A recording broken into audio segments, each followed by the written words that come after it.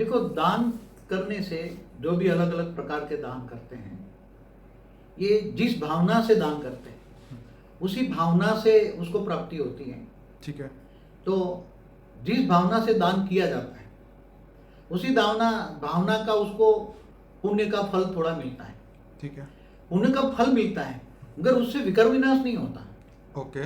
जैसे मैं एग्जांपल दूं, विकर्म विनाश करना, आत्मा में जो नेगेटिविटी भरी है, आत्मा में अनेक जन्मों का नेगेटिविटी भरी है, विकर्म पाप भरा पड़ा है, वो दान पुण्य करने से विकर्म विनाश नहीं होता। मतलब आपका कहने का मतलब है कि वो विकर्म एक अलग कर्म है और आज जो हम दान करने जा रहे हैं एक अलग कर्म है। हाँ, तो ये स्थूल शरीर में किया हुआ कर्म जो है, स्थूल शरीर में मनुष्य अवतार में किया हुआ कर्म है जी। वो तुम्हें स्थूल शरीर में ही वापस मिलेगा। मतलब आज जो दान कर रहे हैं वो अगले जन्म में या नहीं, अगले जन्म में मिलेगा, अभी मिलेगा, या उसके लिए जन्म लेना पड़ेगा, या ऐसे कर्म संचित जमा हो जाते हैं। ठीक है। और कई जन्मों के बाद मिलते हैं। ठीक है। जैसे किसी ने वस्त्र दान किया, ठीक है। तो उसको सोचेगा कि मैं जब कहीं मुझे जरूरत पड़ेगी तो मुझे वस्त्र की जरूरत मिलेगी तो मुझे वस्त्र मिलेंगे। ठीक है। मुझे जब जरूरत होगी, ये एक दान एक ऐसा है कि एक स्टॉक जमा कर दिया। क्या किया? स्टॉक जमा, भाग्य जमा कर दिया कि ये भाग्य जब मुझे अगले जन्म में या इससे कई जन्मों में, क्योंकि मनुष्य तो मानते हैं मुझे जन्म मरण के चक्र में आना ही है। ठीक है। या तो गरुड़ पुराण के हिसाब से कहते हैं ना कि तुम जब दूसरे मरने के बाद तुम्हें जब वहां ले जाया जाएगा तो तुमने जो दान पुण्य किया है वो वहां मिलेगा, रास्ते में मिलेगा। ठीक है। जहाँ वो यमलोक ले जाते हैं, फिर यमलोक से जब उसको सजाए देते हैं, जी जी जी, 55 करोड़ नर्क में जब ले जाते हैं जी। और जब उसको सजाए देते हैं तो वो सजाए में ये जो दान पुण्य किया है तो उसको रास्ते में मिलेगा। जैसे किसी को खाना खिलाया, गरीब को खाना खिलाया, तो बोले जब मैं मेरा मर जाऊंगा तो ये यमलोक जाते वक्त या मुझे जब सजाए मिलेगी तब खाना मुझे मिलेगा। ठीक है। ये भावना के गरुड़ पुराण का मतलब ये है कि कई बार मृत्यु के बाद ये तुम्हें मिल जाएगा, ठीक है। कई बार दूसरे जन्म में मिलेगा। तो जैसे आज हॉस्पिटल बना रहे हैं, तो हॉस्पिटल बनाने से आज ये सोचता है कि मैं हॉस्पिटल बनाऊंगा, मेरा स्वास्थ्य अच्छा होगा। सही है। आज नहीं तो अगले जन्म में अच्छा होगा, अगले जन्म हमेशा मेरा स्वास्थ्य अच्छा रहे। इस भावना से बनाते हैं, जिस भावना से बनाते भावना का भाड़ा मिलता है।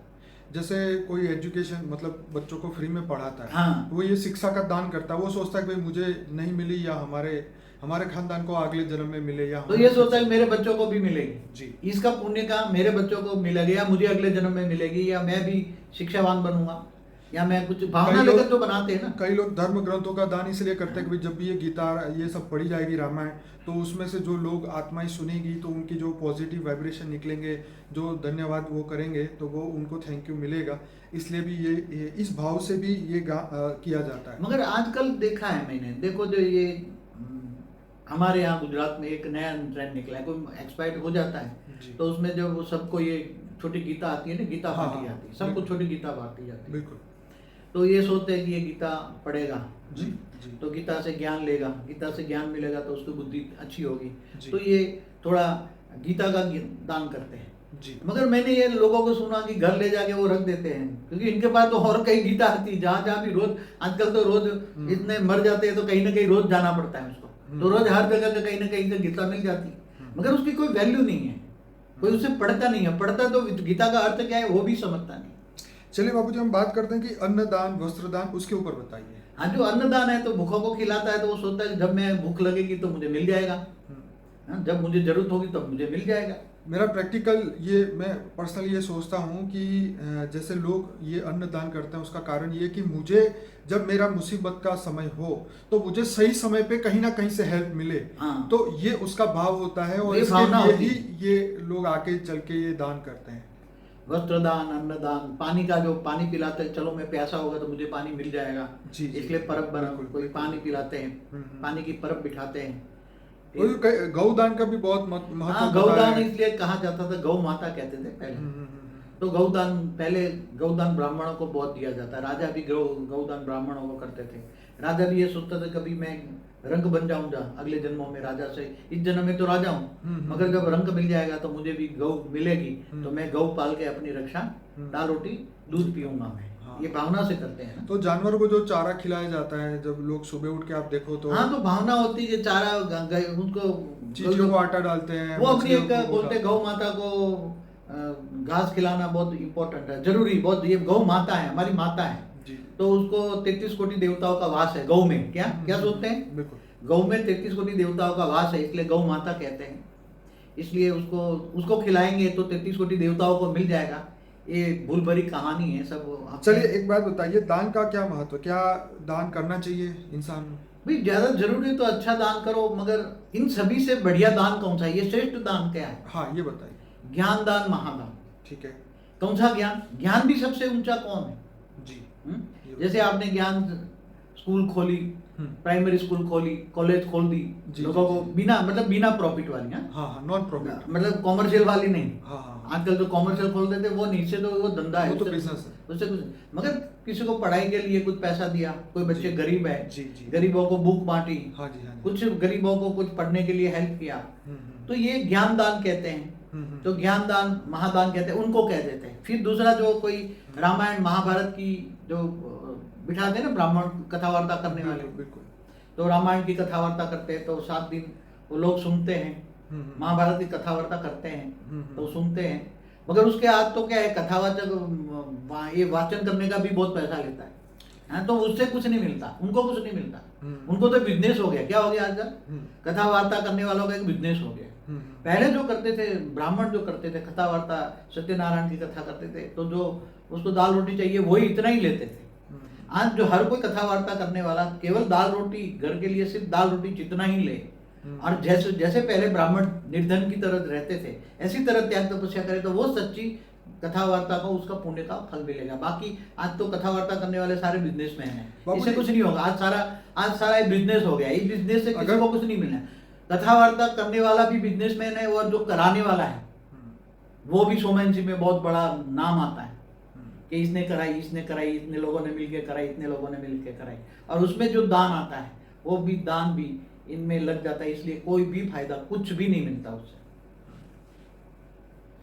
तो हम ये सोच के अगर दान करें कि भाई मेरा जो पाप है वो खत्म हो जाए, इसलिए मैं दान करूं। देखो पाप अलग चीज है। पाप पहले सुनिए, कि मैं ये सोचूं कि मेरा पाप खत्म हो जाए, मेरा बुरा समय चल रहा है, मैं दान कर दूं तो मेरा बुरा समय खत्म हो जाए, इस भाव से अगर दान किया जाता है तो क्या वो बेनिफिट होता है आत्मा को? दान की भावना जो है, ये तुमने स्थूल मनुष्य रूप में जो भी दान किया है वो लेने के लिए भी तुम्हें जन्म लेना पड़ेगा, इसलिए जन्म मरण के चक्र में तो आओगे ना।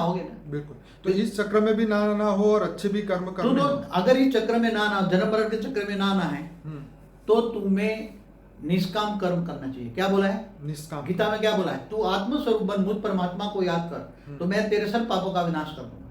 तो पाप का विनाश होता है जी। परमात्मा को याद माना योग करने से पावर आती है। तो तुम्हें पहले आत्मस्वरूप का ज्ञान होना चाहिए, मैं आत्मा हूं, तो स्वयं को जानो, पहले आत्मा को स्वयं जानो, आत्मस्वरूप बनो।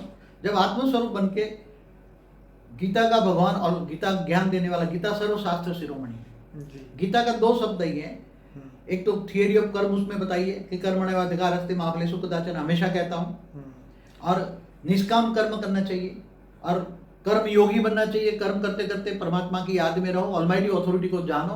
वो कृष्ण ऑलमाइटी अथॉरिटी का अवतार था, तो हुई तो ऑलमाइटी अथॉरिटी ये जानो, और ऊंचते ऊंच परम धाम से पावर, आत्मस्वरूप बन के ऊंचते ऊंच परम धाम से पावर अपने आत्मा में उतारो। तो आत्मा में जो नेगेटिव कचरा भरा हुआ है, जन्मों जन्म ना पाप भरा हुआ है, तो वो पावर आने से, आत्मा में परम लाइट आने से, परम पावर आने से, परम प्रकाश आने से आत्मा में विक्रम विनाश हो जाएगा।